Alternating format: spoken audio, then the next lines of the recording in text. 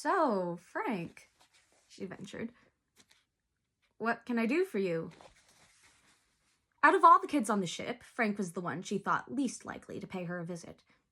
She didn't feel any less confused when he blushed and pulled his Chinese handcuffs out of his pocket. I don't like being in the dark about this, he muttered. Could you show me the trick? I didn't feel comfortable asking anyone else. Annabeth processed his words with a slight delay.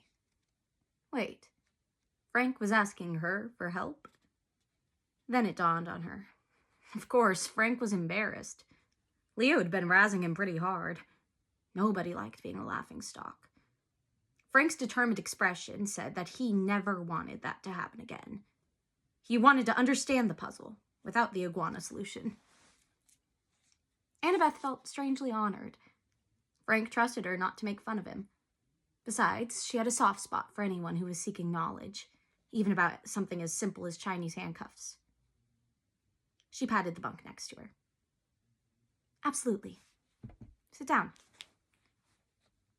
Frank sat on the edge of the mattress, as if preparing for a quick escape.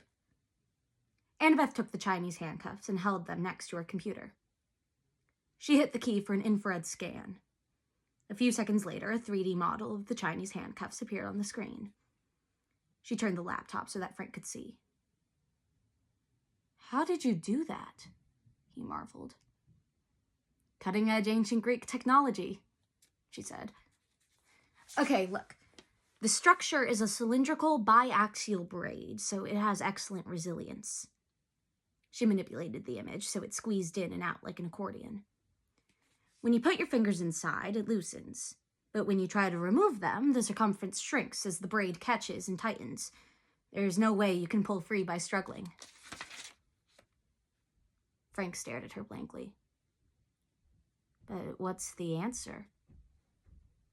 Well, she showed him some of her calculations, how the handcuffs could resist tearing under incredible stress, depending on the material used in the braid. Pretty amazing for a woven structure, right? Doctors use it for traction, and electrical contractors. But, the answer? Annabeth laughed. You don't fight against the handcuffs. You push your fingers in, not out. That loosens the braid. Oh. Frank tried it. It worked. Thanks, but couldn't you have just shown me on the handcuffs without the 3D program and the calculations? Annabeth hesitated. Sometimes wisdom came from strange places, even from giant teenage goldfish. I guess you're right. That was silly. I learned something too. Frank tried the handcuffs again. It's easy when you know the solution. Many of the best traps are simple, Annabeth said. You just have to think about it and hope your victim doesn't. Frank nodded. He seemed reluctant to leave.